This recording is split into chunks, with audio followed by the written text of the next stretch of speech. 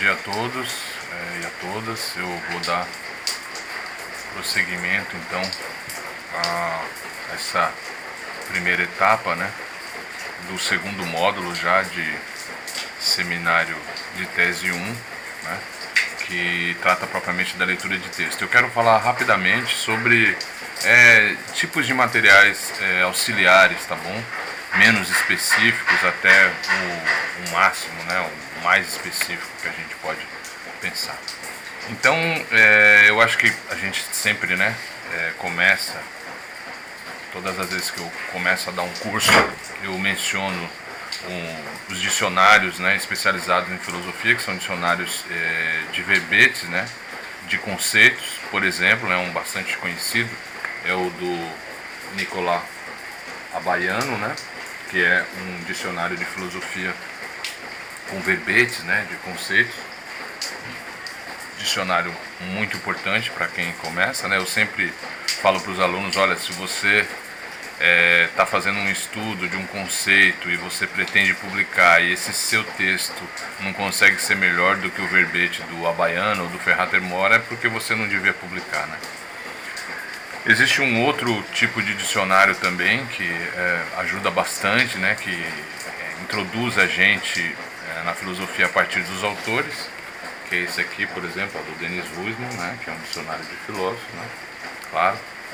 É sempre bom ter esse tipo de material para trabalhar. Claro, né, um dicionário da língua portuguesa, né, como o Ruais. Todo esse material existe disponível no formato para ser lido em tela, né? Então você não precisa fazer como eu, né? Ter o livro propriamente, né? Agora, quando você vai propriamente para os textos, né, dos filósofos, já passou por essas introduções, seja do ponto de vista de informações quanto à vida, né, a época em que o autor viveu, e algumas informações que são do plano do conceito, né? É claro que você vai ter que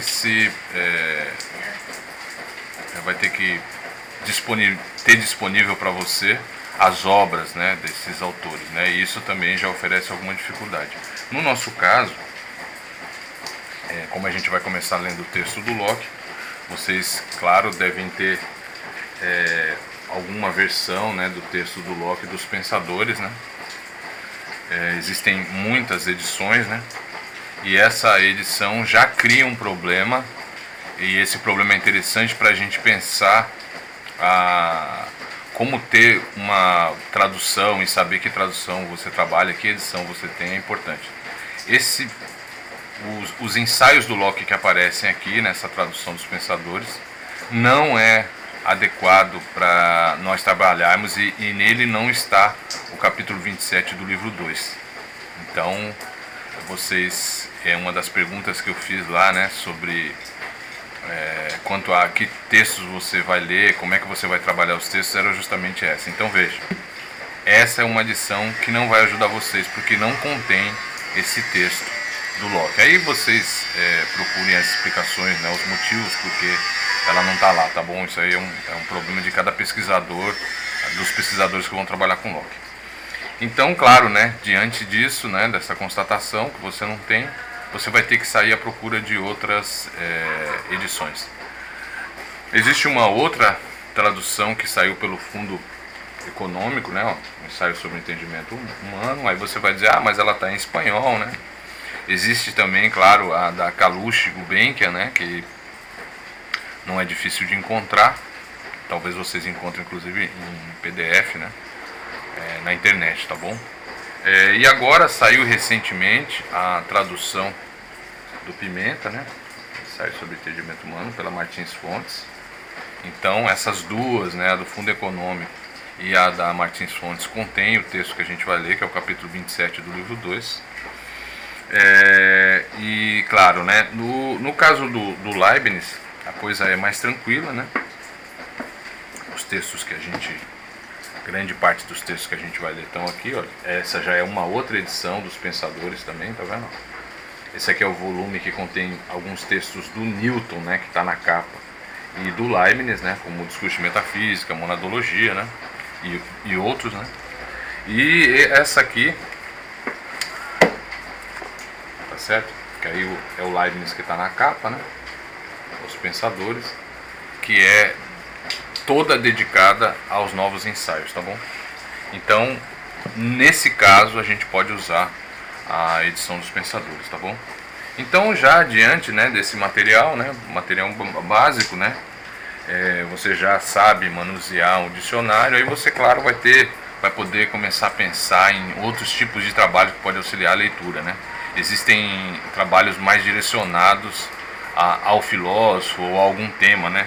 Eu trouxe aqui um como exemplo, né? Olha lá, Compreender Leibniz. Então vocês podem procurar também o Compreender Locke, que é certamente uma boa introdução. Existem, claro, livros mais especializados, né? Eu trouxe apenas um deles, né? Que é o do Parmentier, Leibniz e Locke, uma intriga filosófica, né? E é sobre os novos ensaios, né? Do entendimento humano. Então ele tem um capítulo que trata justamente daquele capítulo 27 do livro 2. Existem vários textos desse tipo, né? Então eu tô com um outro aqui, aí você vai dizer, olha, mas está no francês. Isso é uma coisa que existe muito material bom, né, auxiliar, né, importante, que você não pode deixar de ler e que está em outro idioma, e você então vai ter que se virar com isso, né? Tá bom? Aqui, esse aqui é um outro trabalho, ó, sobre o Locke, tá bom? Justamente sobre o conceito de identidade, né, e de diferença, que é o grande tema do capítulo 27. Ou seja, como vocês estão vendo, o tipo de material que você pode acessar pode variar bastante, tá bom? E inclusive as edições, né, de tradução dos textos. Está saindo uma coleção do Leibniz, né, tá vendo aí, ó, pela Comares, né, das obras mais importantes do Leibniz. Eles justificam as seleções de textos no começo do livro. Essa é um grande esforço, né, que os espanhóis estão fazendo, né, o pessoal, a sociedade, né, ibero-americana Leibniz está fazendo, com a colaboração de pesquisadores do mundo todo, para disponibilizar os textos, diria assim, mais importantes, né, aqueles textos que permitem ter uma ideia geral da filosofia do Leibniz. Então, claro, do Locke também deve existir esse esforço, e vocês têm que procurar, então, se inteirar quanto à realização, né, dessas obras, tá bom? Então eu diria que um bom começo seria isso, né? Uma gramática da língua portuguesa, um dicionário da língua portuguesa, alguns dicionários especializados, né, de filosofia, por exemplo, de verbete conceitual ou mesmo de filósofo, alguns textos que são mais específicos daquele filósofo, por exemplo, Compreender Leibniz, Compreender Locke, e claro, algum texto mais específico com relação ao tema que você pretende abordar, né? Essas ferramentas, elas são necessárias, né? Elas te ajudam a dar uma ideia do que você está fazendo, né? Qual a importância, né? Em que medida você vai ser inserido no plano de desenvolvimento da compreensão dessa filosofia, desse autor, desse conceito que você decidiu abordar. Então existe muito material de qualidade, muito em língua inglesa, em língua francesa, né, de fácil acesso. Tem bastante coisa também no espanhol, tem alguma coisa na língua portuguesa também, né. Então o negócio é você também achar um jeito de se instrumentalizar com relação a esses idiomas, né? O espanhol, claro, né, rapidamente você pode resolver isso. O francês e o inglês, pelo menos. Eu acho que essas três línguas modernas são fundamentais para qualquer um que venha trabalhar com filosofia ocidental, né? Especialmente aqueles que vão trabalhar com história da filosofia ocidental. Deixa eu ver o que mais que eu posso mostrar para vocês aqui. Então eu estou aqui, ó, tá vendo, com a tradução dos ensaios do Locke, da Kalush Gulbenkian, né? Mas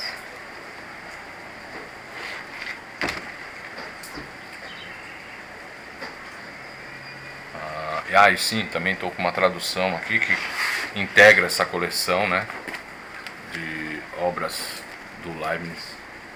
para o espanhol, né, que é a tradução do Echeverria, né, Esponda, Novos Ensaios sobre o Entendimento Humano.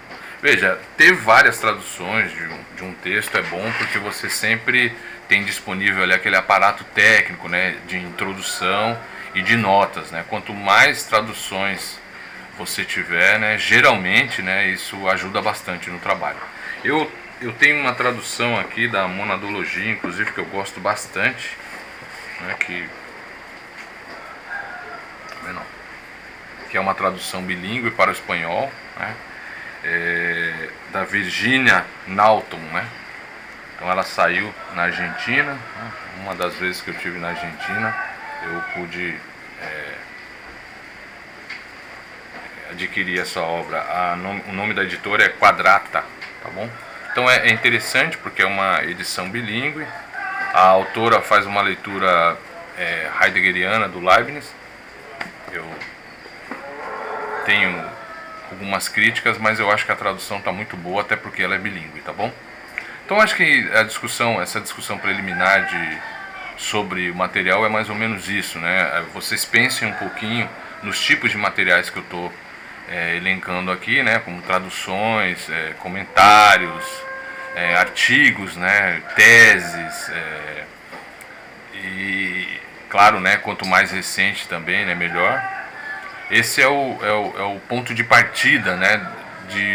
Para você elaborar uma bibliografia, né, do trabalho que você está realizando. Então, um bom projeto é um projeto que tem uma boa bibliografia também, né? Você tem que já saber de início quais são as obras, né, que você vai ler, que é aquilo que a gente falou da leitura seletiva, né?